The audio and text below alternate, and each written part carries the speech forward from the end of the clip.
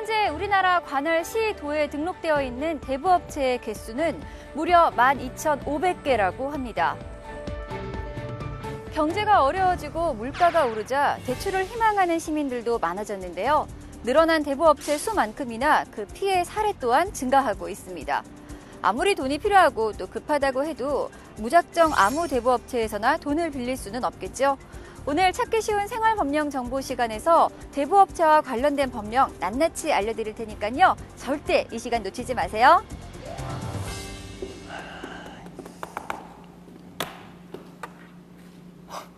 어떻게 오셨습니까? 이거 당신네들이 내 남편한테 내 이름으로 대출해준 대출 서류예요. 아이고, 고객님이시구나. 고객님? 내가 어떻게 당신 고객이야?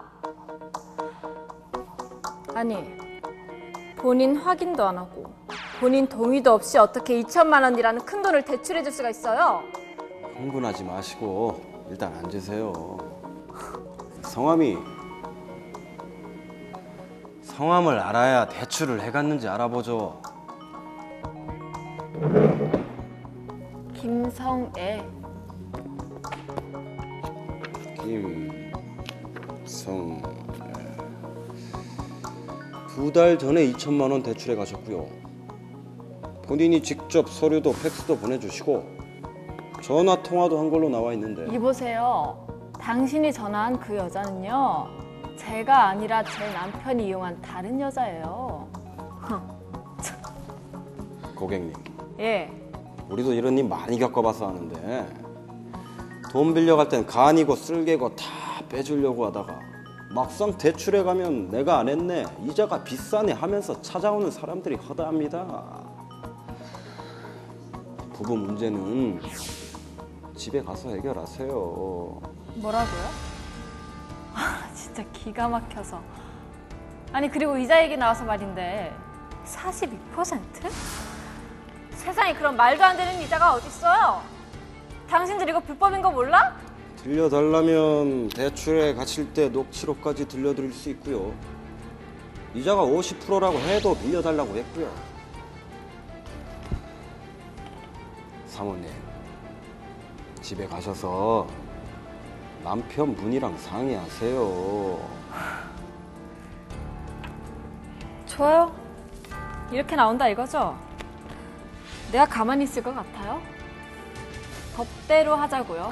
법대로.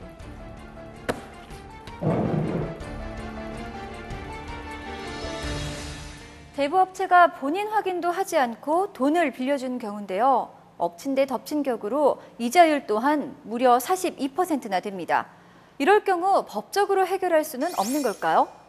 지금부터 대부업체 대출 이용에 대한 모든 것 자세하게 알려드리겠습니다. 네, 먼저 대부업이란 금전의 대부를 업으로 하거나 등록 대부업자 또는 여신금융기관으로부터 대부계약에 따른 채권을 양도받아 이를 추심하는 것을 업으로 하는 것을 말합니다.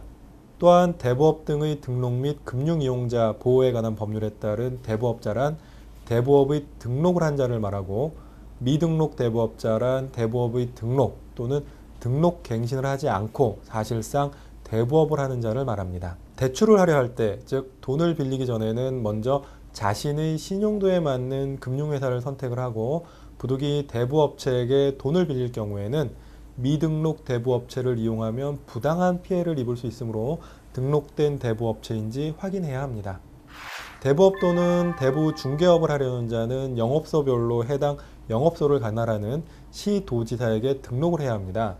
등록된 대부업체에 관하여 등록 신청인, 출자자 및 임원, 사용인의 주소 사항을 제외하고는 등록부의 열람을 통해서 확인할 수 있습니다. 등록된 대부업체인지는 각 시도 또는 금융감독원의 서민금융 119 서비스 홈페이지 등을 통해서 확인할 수 있습니다. 대부계약을 체결하기 전에 본인의 신용등급 조회를 통해서 자신의 신용도에 맞는 대출기관을 찾아보아야 합니다. 서민 맞춤 대출 서비스를 이용해서 신용조회를 한 후에 자신에게 맞는 대출기관을 찾거나 은행의 저신용자 전용 대출 상품을 이용하는 것도 좋습니다.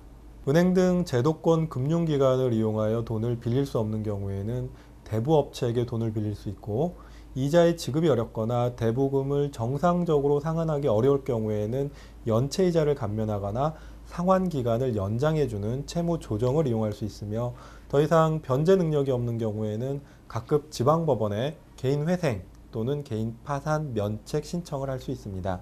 대부업 등의 등록 및 금융이용자 보호에 관한 법률에도 불구하고 시도지사에게 등록을 하지 않고 대부업을 하는 업체가 있는데, 이들 미등록 대부업체를 이용하면 부당한 피해를 입을 수 있으므로 이용에 깊은 주의를 기울여야 합니다.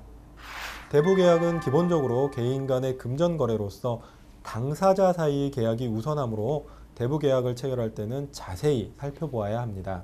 대부업자는 대부업체 이용자와 대부계약을 체결하는 경우 대부업체 이용자가 본인임을 확인하고 대부금액, 대부이자율, 변제기간 등이 적힌 대부계약서를 거래 상대방에게 교부해야 합니다. 대부업자는 대부업체 이용자에게 계약서의 기재사항을 모두 설명한 후에 대부금액, 대부이자율, 변제기간 및 연체이자율과 같은 중요한 사항에 대해서는 대부업체 이용자가 직접 자필로 적게 해야 합니다. 대부업체와 대부업체 이용자는 공정거래위원회가 제공하는 대부거래 표준계약서를 참고해서 계약서를 작성할 수 있습니다. 대부업자가 개인에게 대부를 하는 경우 그 이자율은 연 39%를 초과할 수 없고, 미등록 대부업자는 연 30%를 초과할 수 없습니다. 이자율을 산정할 때 사례금, 할인금, 수수료, 공제금, 연체이자, 채당금 등 그 명칭이 무엇이든지 간에 대부와 관련해서 대부업자 또는 미등록 대부업자가 받은 것은 모두 이자로 봅니다. 대부업자 또는 미등록 대부업자가 이자율 제한을 위반하여 대부계약을 체결한 경우에는 이자율을 초과하는 부분에 대해서는 이자계약이 무효가 됩니다. 채무자가 대부업자 또는 미등록 대부업자에게 이자율을 초과하는 이자를 지급한 경우에는 그 초과 지급된 이자 상당 금액은 원본에 충당이 되고, 원본에 충당되고 남은 금액이 있으면 그 반환을 청구할 수 있습니다. 법정 최고 이자율을 초과해 무효로 되는 이자 부분에 대해서는 변제를 강요받는 경우에 채무 부존재 확인 소송, 부당이득 반환 청구 소송 또는 청구 이의해소 등을 제기할 수 있습니다. 대부업이란 금전의 대부를 업으로 하거나 등록 대부업자 또는 여신금융기관으로부터 대부계약에 따른 채권을 양도받아 이를 추심하는 것을 업으로 하는 일을 말합니다. 먼저 대부업자란 대부업 등의 등록 및 금융이용자 보호에 관한 법률에 대부업에 등록을 한 사람을 말합니다. 반대로 미등록 대부업자란 대부업에 등록 또는 등록갱신을 하지 않고 사실상 대부업을 하는 사람을 말합니다. 부득이하게 대부업체에서 돈을 빌려야 할 경우 미등록 대부업체를 이용하면 자칫 부당한 피해를 입을 수 있으므로 등록된 대부업체를 이용해야 합니다. 돈을 빌리려고 하는 곳이 등록된 대부업체인지는 서민금융 119 서비스를 통해 확인하실 수 있습니다. 단, 등록된 대부업체에 관해서는 등록 신청인, 출자자 및 임원, 사용인의 주소사항은 확인이 불가능합니다. 대출을 필요로 하는 사람들의 경우 대부계약을 체결하기 전에 본인의 신용 등급 조회를 통해 자신에게 맞는 대출기관을 찾아봐야 합니다. 가령 서민 맞춤 대출 서비스를 이용해 신용 조회를 한 후 자신에게 맞는 대출기관을 찾아보거나 은행의 저신용자 전용 대출 상품을 이용하는 것도 좋은 방법입니다. 어쩔 수 없이 대부업체에서 돈을 빌린 사람들 중 대부업체의 이자 지급과 대부금 상환이 어려울 경우 연체이자를 감면하거나 상환기간을 연장해주는 채무조정을 이용하실 수 있습니다. 만약 채무조정을 했음에도 불구하고 더 이상의 채무 변제 능력이 없는 경우에는 지방법원에 개인회생 또는 개인파산, 면책을 신청할 수 있습니다. 단, 시도지사에게 대부업을 등록하지 않은 미등록 대부업체를 이용해 돈을 빌렸던 경우 부당한 피해를 입을 수도 있으므로 주의해야 합니다.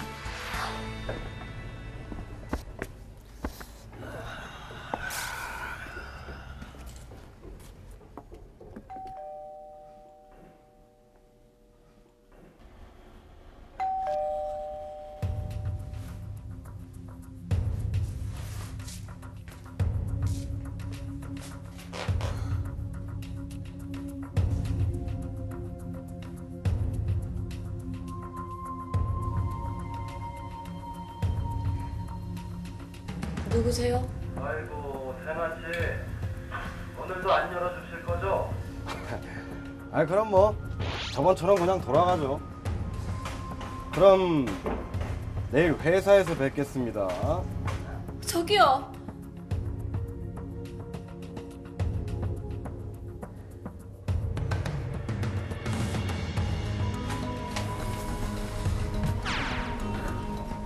문 열어줬으니까 내일 회사로 찾아오지 마시고요. 회사로 전화 좀 하지 마세요. 네?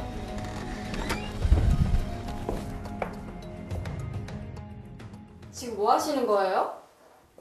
어디 보자. 3개월이나 밀리셨네. 이자를 안 내니까 그렇죠. 이자를. 요즘은 막 부수고 이러면 법에 조촉돼서 큰일 납니다. 그래도 이렇게 찾아오고 연락드리는 건데, 어? 우리 뭐 한가해서 찾아오고 연락드린 줄 아세요? 갚아요. 갚는다고요. 지금 우리 어머님이 쓰러지셔서 그래요. 당분간은 좀 힘들겠지만 제가 어떻게든 갚을게요. 아가씨, 이런 사정 저런 사정 다 봐주면 우리 뭐 먹고 삽니까? 우리 뭐 돈이 남아 돌아서 빌려드린 줄 아세요? 아가씨같이 딱한 사정에 고객들이 한둘이 아니에요. 제가 어떻게든 갚는다고 하잖아요. 제가 어디 떼먹어요? 제가 얼마씩이라도 갚아 나갈 테니까 제발 이렇게 찾아오고 전화 좀 하지 말아요. 정말 부탁드립니다. 이번 주까지 3개월 이자 입금하십시오. 이번 주까지 입금 안 하면 우리도 어떻게 할지 몰라. 그럼 갑니다.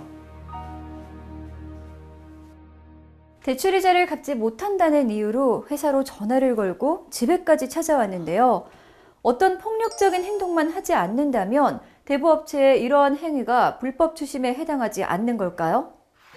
이자를 지급하기 어렵거나 대부금을 정상적으로 상환하기 어려울 경우에는 연체 이자를 감면하거나 상환 기간을 연장해주는 채무조정 프로그램을 이용할 수 있습니다.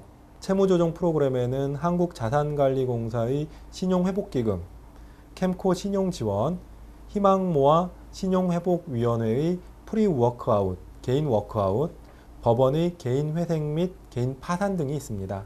그중 신용회복기금의 전환대출은 대부업체의 고금리 채무를 이용하는 채무자의 신용도에 따라 제도권 금융기관의 저금리 대출로 전환할 수 있도록 지원하는 전환대출 신용보증 프로그램입니다. 신용회복과 재기를 도모하기 위해 자신의 재산으로 모든 채무를 변제할 수 없는 상태에 있는 개인 채무자가 그 채무의 정리를 위해 법원에 파산 신청을 할 수 있고, 장래에 계속적으로 또는 반복적인 수입을 얻을 가능성이 있는 개인 채무자는 5년 이내의 일정한 금액을 변제하면 나머지 채무의 면제를 받을 수 있는 법원의 개인 회생 절차 등을 이용할 수 있습니다. 대부업자는 미등록 대부업자로부터 대부계약에 따른 채권을 양도받아 이를 추심하는 행위를 해서는 안 됩니다. 대부업자 또는 미등록 대부업자는 대부계약에 따른 채권을 추심, 일반적으로 빚 독촉이라고 하는데요. 이러한 빚 독촉 시 폭행, 협박, 체포 또는 감금을 하거나 위계 또는 위력을 사용하거나 공포심과 불안감을 일으켜 사생활 또는 업무의 평온을 해쳐서는 안 됩니다. 대부업자, 여신금융기관 또는 미등록 대부업자는 연락이 끊기는 등의 이유로 채무자의 소재 파악이 곤란한 경우 외에는 채권 추심을 목적으로 채무자의 관계인에게 채무자의 소재 등을 문의할 수 없고, 채무자의 소재 등을 문의하는 경우에도 관계인에게 채무 사실을 알려서는 안 됩니다. 위법한 채권 추심 행위를 하는 자는 징역 또는 벌금에 처해지거나 과태료를 부과받게 됩니다.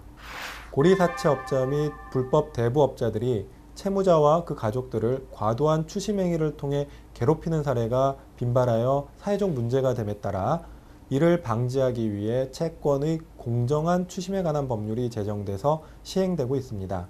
채무자의 보호를 위해 채권 추심자에게 채무 확인서 발급 의무, 채권 추심에 관한 사항의 채무자 통지 의무, 복수의 채권 추심 위임 금지, 채무 부존재 소송 시 채무 불이행자 등록 금지 및 개인정보의 누설 금지 등을 규정하고 있습니다. 채권 추심자는 채권 추심과 관련해 폭행, 협박, 위계 또는 위력의 행사, 공포심이나 불안감을 유발해 사생활 또는 업무의 평온을 심하게 해치는 방문, 전화, 거짓 표시 또는 불공정한 행위를 해서는 안 되고 채무자 또는 관계인에게 손해를 입힌 경우에는 그 손해를 배상해야 합니다. 불법 대부업을 예방하기 위해 불법 대부업 신고 보상금 제도를 시행하고 있으며 미등록 대부업자나 이자율의 제한 등을 위반한 불법 대부업의 범인 검거에 공로가 있는 자는 신고 보상금을 받을 수 있습니다. 범죄 신고자와 범인 검거 공로자가 생명 신체에 해를 받거나 받을 염려가 있다고 인정되는 경우에는 경찰 공무원의 직권 또는 범죄 신고자 등의 신청에 따라 특정 시설에서의 보호, 신변 경호, 주기적 순찰 등 신변 안전에 필요한 조치를 받을 수 있습니다. 불법 대부업 관련 신고는 금융감독원의 사금융 피해 상담센터, 한국대부금융협회의 대부업 피해 신고센터 및 경찰서의 지능범죄수사팀 등이 할 수 있습니다. 이자율을 산정할 때 사례금, 할인금, 수수료, 공제금, 연체이자와 채당금 등 그 명칭이 무엇이든 대부와 관련해 대부업자 또는 미등록 대부업자가 받는 것은 모두 이자로 봅니다. 이때 대부업자가 개인에게 대부를 하는 경우 그 이자율은 연 39%를 초과할 수 없고 미등록 대부업자는 연 30%를 초과할 수 없습니다. 만약 대부업자 또는 미등록 대부업자가 이자율 제한을 위반하여 대부계약을 체결한 경우 이자율을 초과하는 부분에 대한 이자 계약은 무효가 됩니다. 이자의 지급이 어렵거나 대부금을 정상적으로 상환하기 어려운 경우 연체이자를 감면하거나 상환기간을 연장해주는 채무조정 프로그램을 이용할 수 있는데요. 채무조정 프로그램에는 한국자산관리공사의 신용회복기금, 캠코 신용지원, 희망모아, 그리고 신용회복위원회의 프리워크아웃, 개인워크아웃, 법원의 개인회생, 개인파산 등이 있습니다. 고리사채업자 및 불법 대부업자들이 채무자와 그 가족들을 과도한 추심행위를 통해 괴롭히는 사례가 빈번해지면서 사회적 문제가 됨에 따라 이를 방지하기 위해 채권의 공정한 추심에 관한 법률이 제정되어 시행되고 있습니다. 채무자를 보호하기 위해 채권 추심자에게 채무 확인서 발급 의무, 채권 추심에 관한 사항의 채무자 통지 의무, 복수의 채권 추심 위임 금지, 채무 부존재 소송 시 채무 불이행자 등록 금지 및 개인정보의 누설 금지 등을 규정하고 있습니다. 만약 폭력, 협박 등 과도한 채권 추심을 통해 채무자 또는 관계인에게 손해를 입힌 경우 채권자는 그에 따른 손해를 배상해야 합니다. 우리나라는 불법 대부업을 예방하기 위해 불법 대부업 신고 보상금 제도를 시행하고 있으며 미등록 대부업자나 이자율의 제한 등을 위반한 불법 대부업의 범인 검거에 공로한 사람은 신고 보상금을 받을 수 있습니다. 불법 대부업 관련 신고는 금융감독원의 사금융 피해 상담센터, 한국대부금융협회의 대부업 피해 신고센터 및 경찰서의 지능범죄수사팀 등에 할 수 있습니다. 지금까지 대부업체와 관련된 법령 정보에 대해서 알아봤는데요. 여러분의 궁금한 점들이 속 시원하게 해결되셨나요? 아직도 궁금한 부분이 남아있으시다고요? 그렇다면 여러분의 궁금증 직접 한번 들어보죠. 서민 같은 사람들은요, 대부업하고 사채업이 조금 이자 면에서 높고 낮고 이렇게 좀 알고 있는데 구체적으로 그 자세하게 어느 정도 차이가 나는가 좀 알고 싶은데요.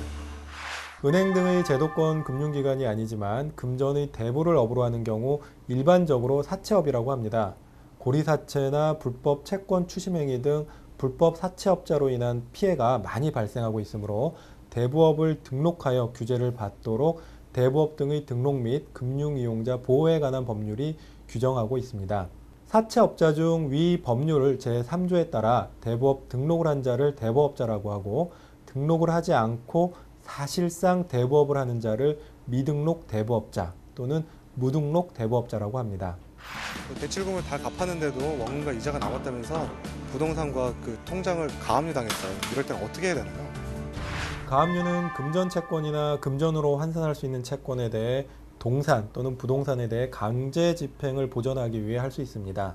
가압류는 채권자 보호를 위한 제도이지만 악의 채권자가 부당하게 재산에 가압류를 하는 경우 선의의 채무자는 피해를 입을 수 있습니다. 부당하게 재산에 가압류가 된 경우 채무자는 다음과 같은 조치를 취할 수 있습니다. 첫 번째, 법원의 가압류 명령 자체에 문제가 있다라는 주장을 통해서 가압류 결정에 대해 이의를 신청할 수 있습니다. 두 번째, 이의 신청 자체는 가압류의 집행을 정지하지 않기 때문에 가압류를 빨리 풀 필요가 있을 때에는 가압류 명령이 정한 금액을 공탁을 해서 법원에 가압류를 취소하도록 할 수 있습니다.